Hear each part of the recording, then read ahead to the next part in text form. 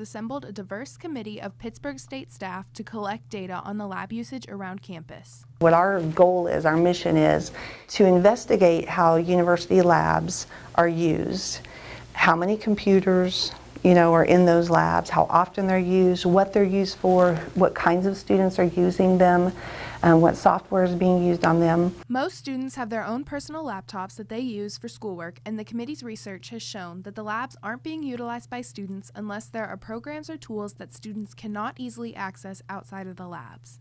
We have 1,717 machines in computer labs alone on campus. That's not including all the other computers that people have on campus.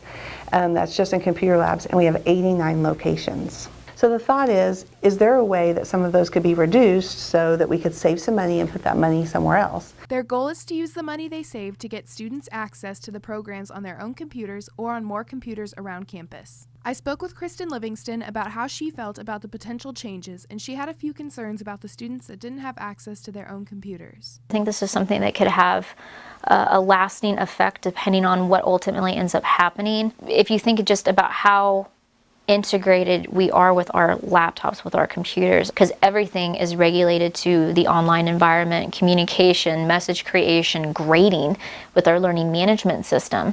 Imagine that significant of a computer reduction and how difficult it would be for not just students but for instructors to communicate curriculum.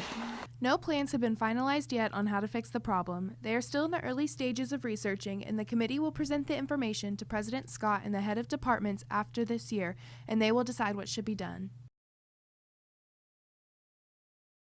Pittsburgh Police Department would like to remind residents to remain vigilant against telephone scammers.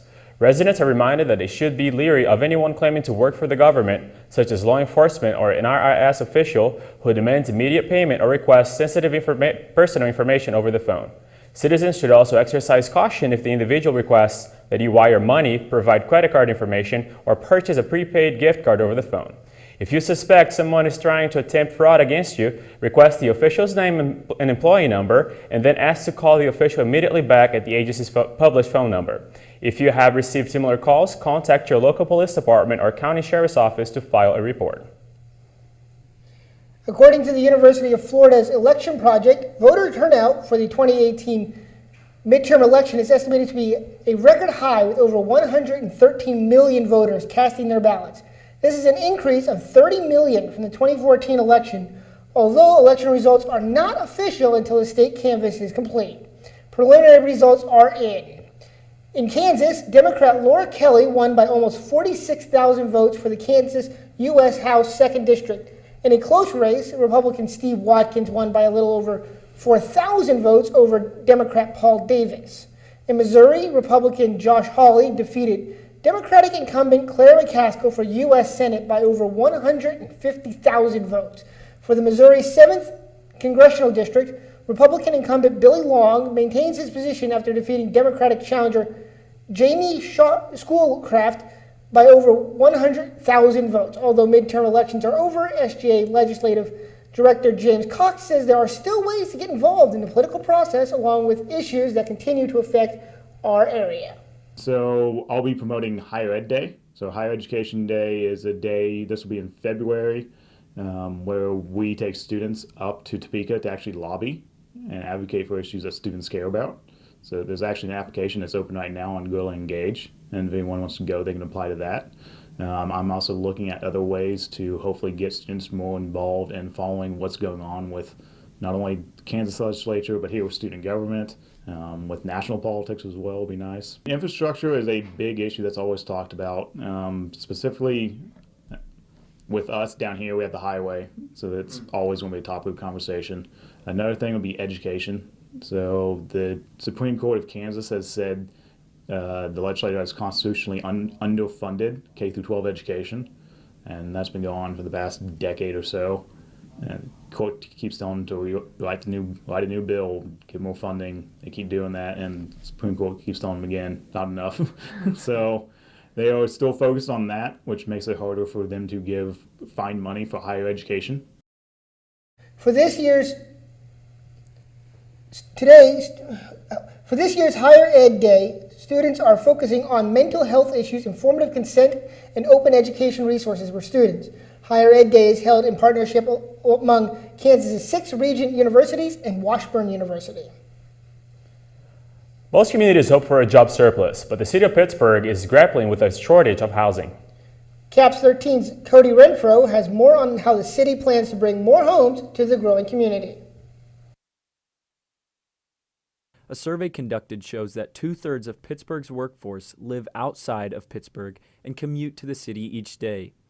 The city hopes to cut down on this percentage by revitalizing property in established neighborhoods, building appealing retirement homes, creating high-end homes, and implementing subdivisions.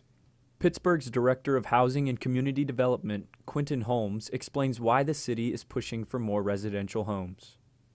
Novogradac did a housing study that basically showed that the rate that Pittsburgh is growing, there is a definite need for housing. Our housing stock is, 50% of our housing stock is 50 years old or older. And just with those numbers and, the dilapidation of homes not being taken care of in Pittsburgh is driving new housing. The city is already hard at work in creating more homes within the community.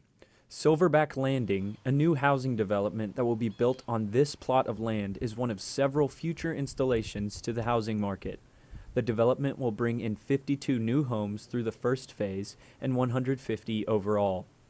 One aspect of this plan is a focus on students graduating from the university. Sarah Runyon, Pittsburgh's public information manager, was a student at Pittsburgh State. She explains her reasoning for deciding to live in Pittsburgh after graduating. There's kind of an authenticity and a realness and just a warmth to the community and the people that live here, and so I decided to wait it out and see what other opportunities were here, and I ended up staying. So I've lived here for about 11 years, both as a student and as a young professional. So, and I plan on staying here. This implementation of more housing, along with the growth of new business, is helping make Pittsburgh a great place to call home. For CAPS 13 News, I'm Cody Renfro. The House Initiative is supported by the Imagine Pittsburgh 2030 strategic plan, which focuses on the issues of housing, economic development, infrastructure, public wellness, education, and marketing. Coming up on CAPS 13, a student organization works to get more people on a donor register. How signing up could save someone's life. Plus, more funding is coming to PSU nursing students. We'll be right back. You're going to need me. You're going to need us.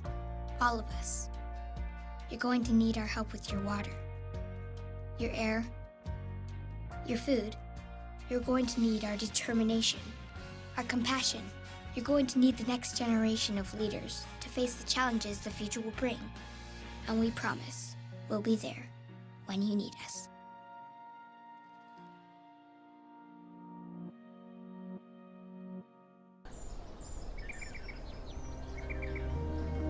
I'm always the first one up. I'm always up for a challenge. I'll overcome any obstacle. I don't believe in limits. I refuse to be average.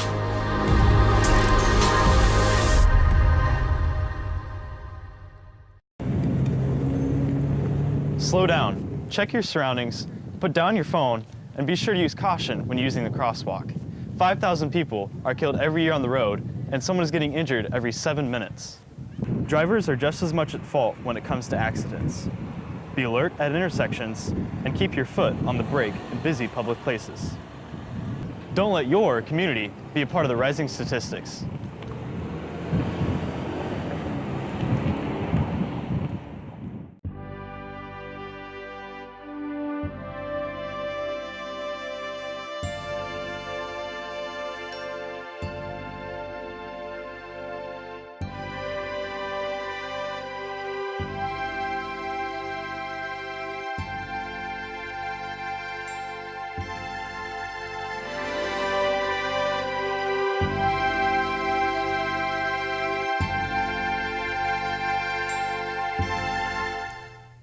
According to the United States Department of Health and Human Services, more than 17,000 people a year could benefit from a bone marrow transplant.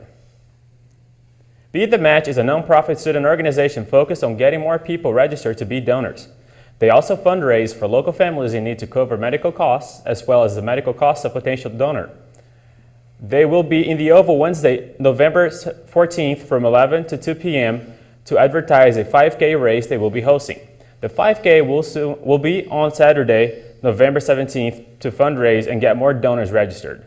Be the Match President Olivia Shirtleft says that it allows for more potential donor matches. Diversity is a big thing with Be the Match because a lot of the times people who are different races or mixed races, it's very hard to find them a match. So using it on campus is a great way to get people ages 18 to 44 put on that donor registry drive who may have more diversity than most. They are aiming to have 100 new people sign up for the donor registry at the 5K event. Great news for some students at the Irene Ransom Bradley School of Nursing here at Pitt State. Guillermo Hansen has more. Pittsburg State announced some very exciting news for the students enrolled in the university's online Registered Nurse to Bachelor of Science in Nursing, or RN-BSN program. The Irene Ransom Bradley School of Nursing received a federal grant in the amount of $500,393 from the Health Resources and Services Administration of the U.S. Department of Health and Human Services. According to the director of the program, Dr. Cheryl Giffer, the Title VIII federal grant awarded to the School of Nursing will fund a total of 26 scholarships to registered nurses who enrolled in the online RN-BSN degree program. The grant will also provide these students with iPads and MacBooks.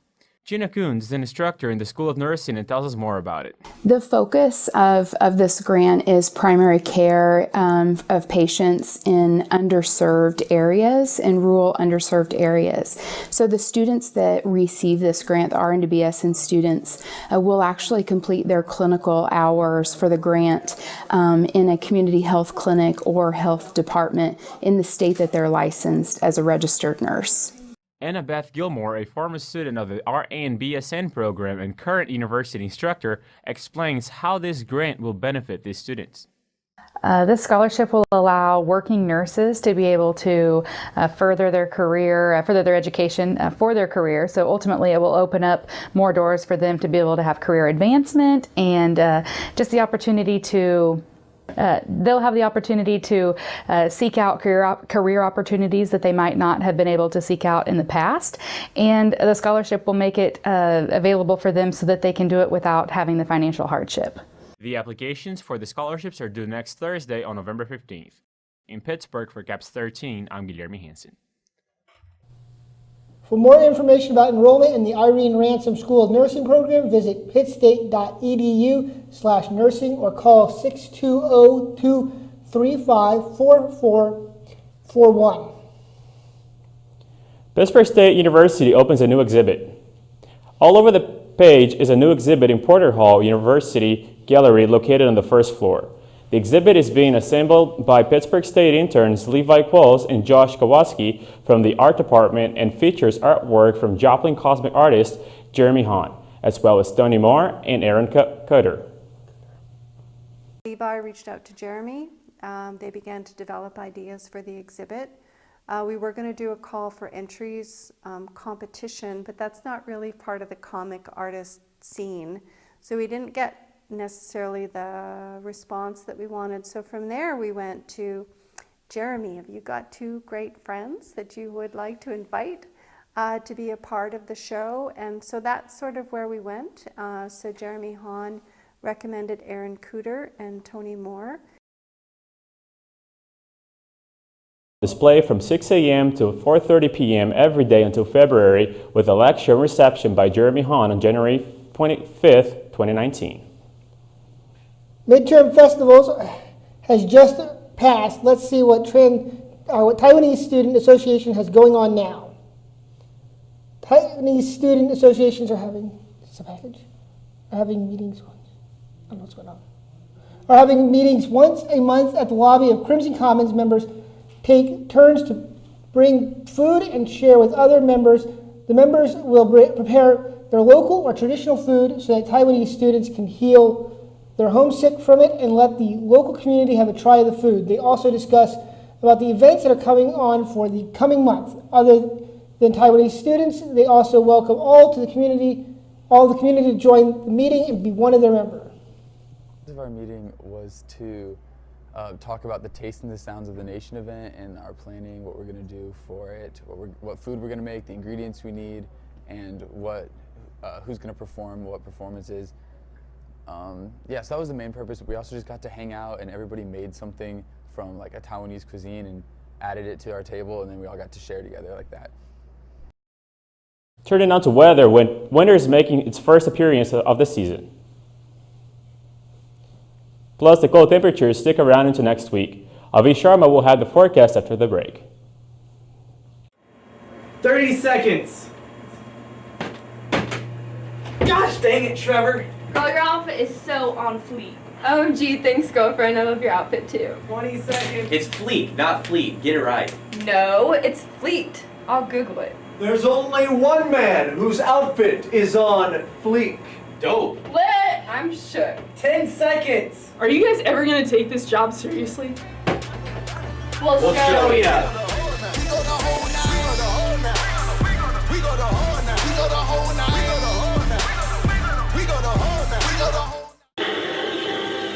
No! Dude, bro, why'd you do that? Americans watch on average 5 hours of television per day. And you're one of them. So? That's weird, man. Dude, bro, let's play some Pong. Why would I play Pong if I could just watch it on television? We could play without the ball instead. Oh yeah, that's right.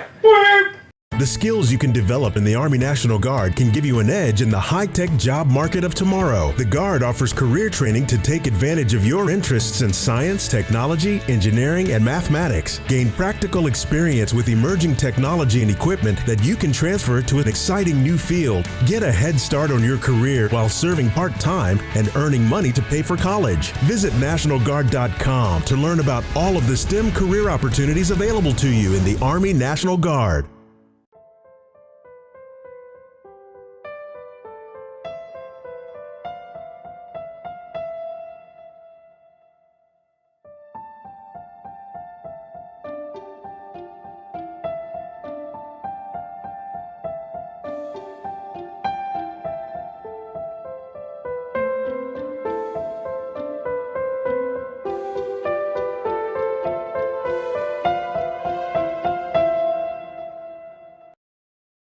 It finally looks like cold weather has taken over the SEK region, as the start of today is what's being in the 40s with rain and back and forth all day tonight with some rain, also getting under some freezing point for the first time. Friday will be in the low 40s as well, with winds up to 25 miles per hour from the northwest, and then Friday night we drop down to the teens, so bundle up if you're going outside. Saturday will be the best day to be outside, with it being in the mid-40s and with a little bit of wind. Sunday and Monday are the 2 days to really look out for, as throughout the day you're having a couple of showers, and then Monday might be the first time we see snow, looking at 50% chance throughout the day.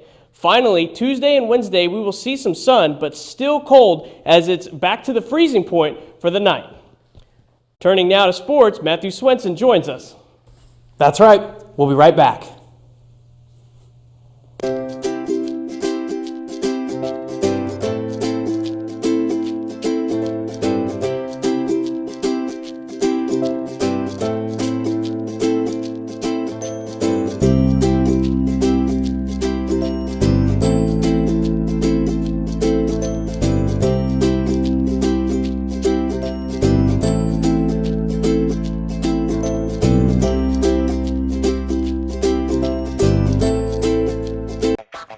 Things on my mind.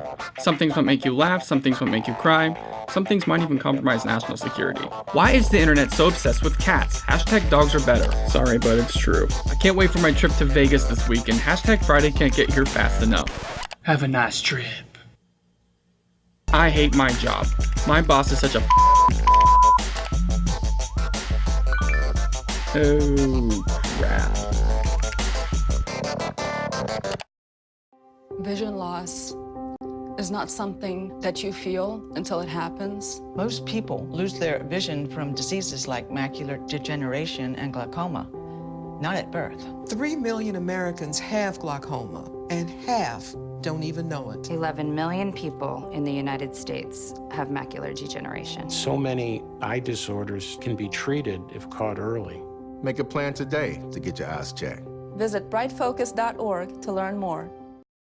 Another weekend of Pitt State athletics has come and gone, from the last home game of the season for the football team celebrating seniors to the women's volleyball team away trying to fight for a playoff spot, and even the beginning of basketball season. We start with the highlights of football, where the Gorillas hosted the Washburn Ichabods on Military Appreciation Day. The first touchdown of the day wasn't until the end of the first quarter, and it was this 2-yard pass to Marcus Meyer from Mitch Schurig. Washburn wasn't done with the first quarter, though, when they drew up this pass from Schurig to a wide-open James Branya hop that went for 56 yards all the way to the house to close out the Washburn-dominated quarter. The second quarter, however, would belong to the Gorillas, starting with this quick pitch from Matt Harmon to Lorenzo West for an 18-yard score. That play was followed by a Tucker Horak taking the direct snap, patiently waiting to run up the middle, juking the defenders to get outside and score a 7-yard run. The third quarter was a quiet one, with only a Washburn field goal. But on the next drive, Michael Lichtig caught a 6-yard pass from Schurig. Then, with the game still within reach, the Pittsburg Special Teams unit does the one thing you can't do in a game this close. James Branya Hop took the kickoff 99 yards, avoiding 2 tackles along the way for another Washburn touchdown to extend their lead to 10. Then, to put the final nail in the coffin, Austin Hubert catches a 10-yard pass from Schurig to make the final score Washburn 40 and Pitt State 23. A disappointing result from the last home game of the season for the Gorillas. Let's move now to the football standings. Here we see that Fort Hays has now taken the top spot and is ranked 22 in the AFCA rankings, and Northwest Missouri is ranked 19th. Pitt State now sits in 4th place overall with 1 week left to play. While we will miss the playoffs, there's still hope for a bowl game for the Gorillas to end a pretty spectacular season. Now let's move on and talk about the scores from last week in the MIAA. Let's start with football, where we already discussed the upset victory of Washburn over Pitt State. Meanwhile, on Saturday, there was the showdown of the top 2 teams in football, where Fort Hays came out on top of Northwest Missouri in a very close game. Central Missouri took care of business against Lindenwood in another close game, and Missouri Western handed Kearney a loss at home with 1 week to play. Now to volleyball, where Kearney, Central Missouri, Lindenwood, and Emporia all went undefeated for the weekend. Missouri Western was even for the weekend, and Pitt State was completely shut down. But we'll get to that in a minute. Meanwhile, basketball began with a few exhibition games with some big-name schools. The men took on Oklahoma and Kansas State. Both games ended with a loss, but the experience alone should help kick off the season right for the team. The women faced off against Drake and were handed a big loss, but they fared pretty well against Kansas State, only losing by 15. Lots to look forward to this season in basketball. Now we jump back to volleyball. On Friday, the Gorillas traveled to Emporia to face off against the Hornets. Unfortunately, they only won 1 set and took a loss. The next day, Pitt headed to the Capitol to take on the volleyball juggernaut Washburn. The Ichabods easily took the match, not giving up a single set. These 2 losses effectively ended the Gorillas' chances at playoffs and their season as a whole. Although the season ended on a disappointing note, the Gorillas did finish with their best record in the last 4 years. Last weekend, the men and women's cross-country teams went to Emporia State to take part in the MIAA championship. The men ended up in the middle of the pack, taking 6th place in the team standings. The women, on the other hand, had an amazing outing and became back-to-back MIAA champions.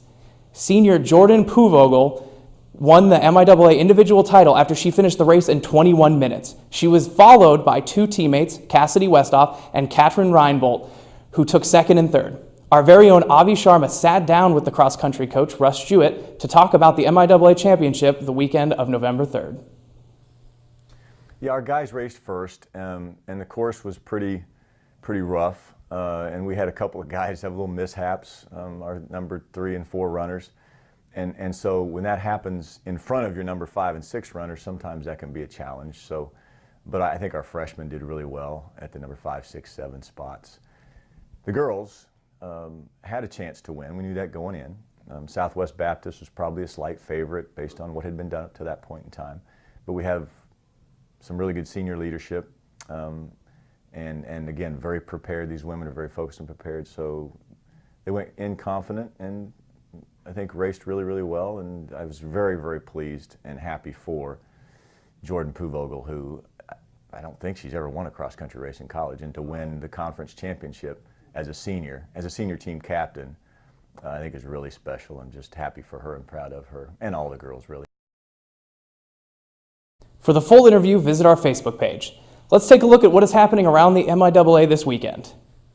Friday officially kicks off the start of basketball season for the Pitt State Gorillas, starting with the Central Region Challenge for the Pitt State women's basketball team. They will play in Kansas City, Missouri, and their first game will be against Northern State. The men will begin the Central Regional Tip-Off Challenge in Warrensburg, Missouri, and their first game is against Wayne State. Now we move to Saturday. Saturday is the last day of the regular season for the MIAA in football. And we start right here with Pitt State taking on Missouri Southern. Coach Tim Beck discussed what they need to do to get the win. We've got to run our offense, and we've got to do it better than we've done. And, you know, we had way too many short drives last week, and we need to get back to kind of grinding the ball in different ways, but we need to take care of the football and keep our defense off the field the best we can, and, you know, just be more efficient with what we're doing offensively. Pitt State may be eliminated from playoffs, but are still fighting for a bowl game. Next is Northwest Missouri traveling to Warrensburg to take on Central Missouri. Nothing is set in stone, but if Northwest wins, their playoff chances are looking pretty good. Emporia and Central Oklahoma clash in a game of two of the better teams in the division, so it's anyone's game. And finally, there's Kearney at Washburn with nothing but pride on the line. There's also some more basketball on Saturday. The men and women both continue their challenges, where the men take on Harding and the women play Minnesota State Moorhead. Now the basketball season has officially begun, we wanted to give you a sneak peek of what's coming up for the men and women's basketball team. The women's basketball team will compete in the Pitt State Classic right here in Pittsburgh for their first games at home this season on November 16th and 17th. They will take on Southeastern Oklahoma Friday and Arkansas Fort Smith Saturday. The Pitt State men's basketball team will also play their first home game against Arkansas Fort Smith on Saturday the 17th. They will then travel to Kansas City to take on the Maryville Saints on the following Monday. Lots to look forward to in the coming weeks of Pitt State athletics. Thanks, Matt. Coming up on Caps 13, a look at the events coming up next week. We'll be right back. Selfless service is the principle that guides Army National Guard soldiers to be ready whenever disaster strikes. They have a stake in the well-being of the neighborhoods where they live and work. They train part-time to be ready to serve at all times. Selfless service. It's what inspires the men and women of the Army National Guard to be part of something greater than themselves. Visit NationalGuard.com to learn more. This is Ty. He decided to wait until the last minute to start his big paper. It looks like he's having some problems.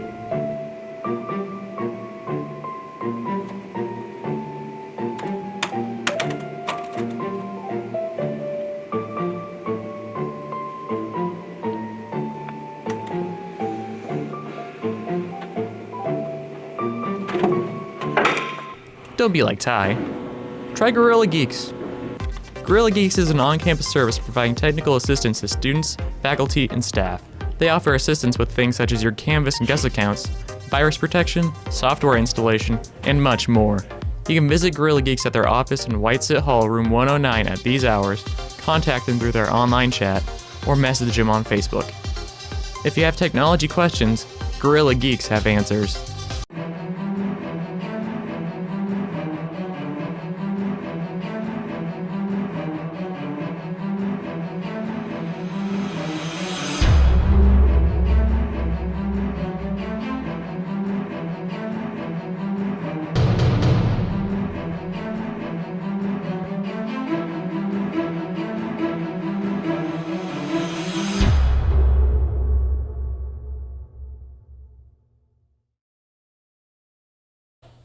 Here are some upcoming events in your area. This Saturday, November 10th, from 5:30 to 8:30 p.m., Pittsburg State University will be hosting Diwali. Diwali is an Indian festival celebrated between mid-October and mid-November, also known as the Festival of Lights. This event will feature an Indian buffet, authentic Indian dances, musical performances, and a fashion walk in traditional Indian clothes. The event will be taking place in the Crimson and Gold Ballroom in the Overman Student Center.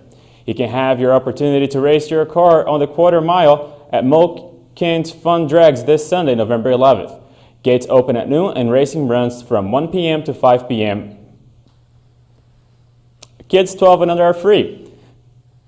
Race entry for Moken's Fun